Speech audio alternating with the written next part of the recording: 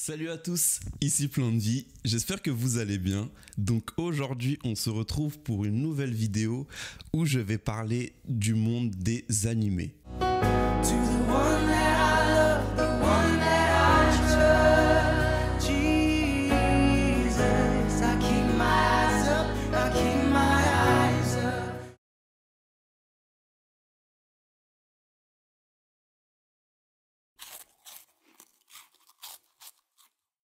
En fait, les mangas seraient parfois source d'inspiration, voire même d'encouragement pour les chrétiens. Et Dieu serait d'accord. Mais est-ce vrai ? Dans cette vidéo, je vais vous faire part de mon expérience. J'ai commencé à m'intéresser au manga à l'âge de 8 ans. Tous les soirs, j'étais au rendez-vous sur Direct Star. J'aimais beaucoup One Piece. J'aimais l'univers, les combats, les pouvoirs. Et mon personnage préféré, c'était Luffy.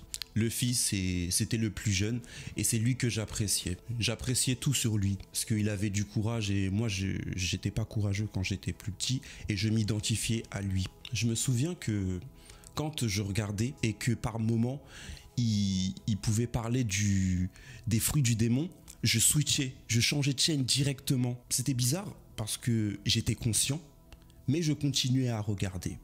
Quand j'ai donné ma vie à Jésus, j'ai commencé par éprouver un désintérêt vis-à-vis des mangas. Je ne saurais pas comment vous l'expliquer. Plus je me rapprochais de Dieu en lisant sa parole, et plus ça me changeait. Mon attention était complètement tournée sur Dieu, ce qui m'a fait oublier toutes mes anciennes priorités. En continuant à connaître Dieu, j'ai compris qu'il donnait sans avoir d'effets controverses sur ma vie, dont Luffy qui a mangé le fruit du gum-gum, et par la suite dans sa vie ne pourra plus jamais nager.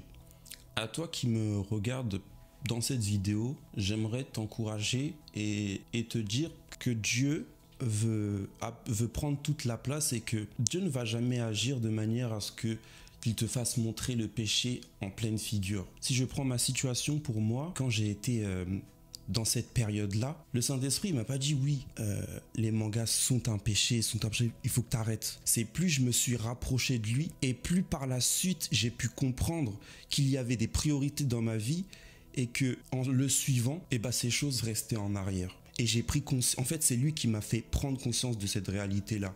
Et en aucun cas je serai là pour vous faire passer ce message. Mais c'est plus une question de vivre ce moment précis afin que Dieu puisse vous faire comprendre certaines choses. Sur ce, c'était Plan de Vie. Abonne-toi.